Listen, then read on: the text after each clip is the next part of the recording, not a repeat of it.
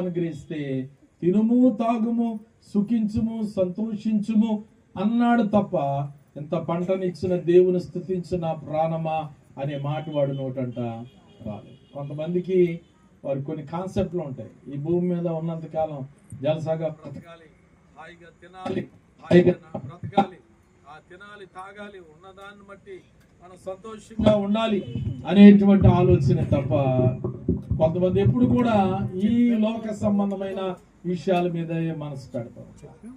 అందుకే ఫిలిప్పీ గ్రంథకర్త అన్నాడు కదా, కొంతమందికి వారి కడుపే దేవుడు అంట, కొంతమందికి ఏం చెప్పండి వారి కడుపే కింద అంటాడు నాశనమే వారి యొక్క అంతం.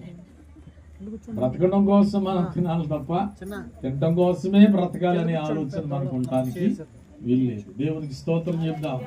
కనుక ప్రియులారా, తినుము త్రాగుము సుఖించుము సంతోషించమంటున్నాడు తప్ప